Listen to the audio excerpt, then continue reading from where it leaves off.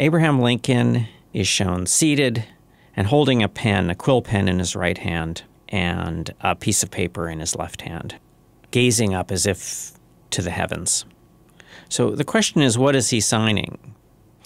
I'm Kirk Savage. I have studied public memorials for most of my professional life.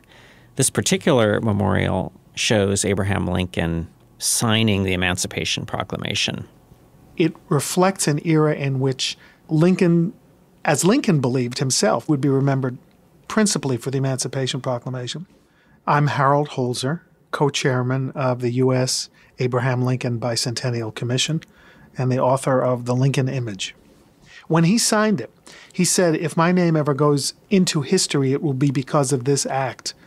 And I think that's what the early artists and the early sculptors were emphasizing, his aspiration and his impact on society. After Lincoln's assassination in spring of 1865, there was a huge outpouring of proposals to commemorate him in public monuments all across the country, and Philadelphia was one of the early examples of this.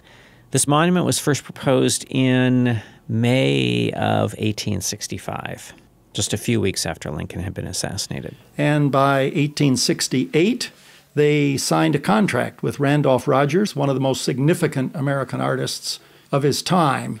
I'm Millard Rogers, Jr., the author of the book, Randolph Rogers, American Sculptor in Rome, and no relation to the sculptor himself, Randolph Rogers. No, indeed. What you see in the monument is not the only model that Rogers worked on as the idea for his Lincoln Memorial. Initially, he seems to have submitted 3 designs. The simplest design was a standing figure of Lincoln holding the Emancipation Proclamation. The next design was a standing figure of Lincoln holding the Emancipation Proclamation, but trampling a demon of discord and disunion under his feet. The third design was the standing figure with the demon, but also with a crouching female figure of a slave at his feet, looking up at the great emancipator. Then they shifted to a seated figure of Lincoln without any figure of a slave or without any demon. The committee seems to have thought that a seated figure might make Lincoln look a little bit better than a standing figure, because at that point in time, a lot of people thought that Lincoln was a really ugly sculptural subject. He didn't have a heroic body. That was a big problem then.